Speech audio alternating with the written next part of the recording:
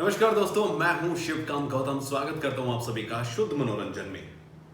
शहनाज गिल का नया गाना आएगा 12 तारीख को।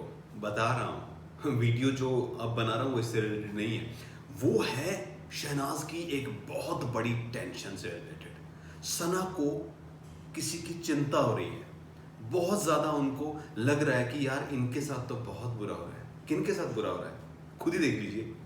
हाय, लोगों को तो दुनिया के हालातों की पड़ी है, मुझे सैटरडे संडे की चिंता हो रही है।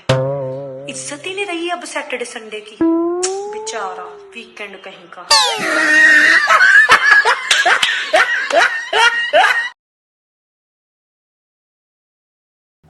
बेचारे सैटरडे संडे।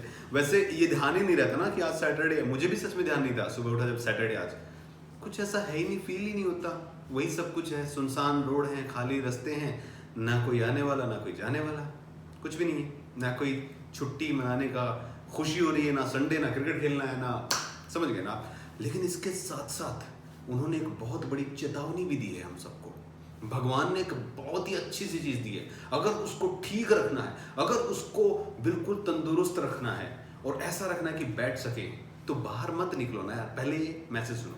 हाजिर करना चाहती हूँ जो घर पे टिका के नहीं बैठते लॉकडाउन में।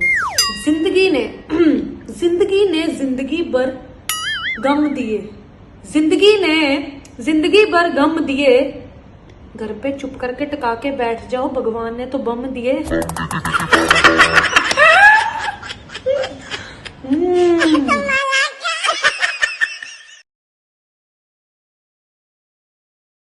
यार ये जो हमारे द ग्रेट खलीफा जी थे ना, वो भी बेचारे 7 या 8 फुट पे जाके रुक गए थे।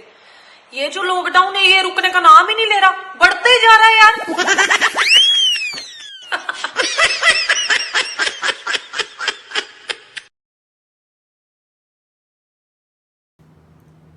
साफ क्लियर मैसेज है, घर के अंदर रहो, बम है तो रखो इनको ढंग से टिका के।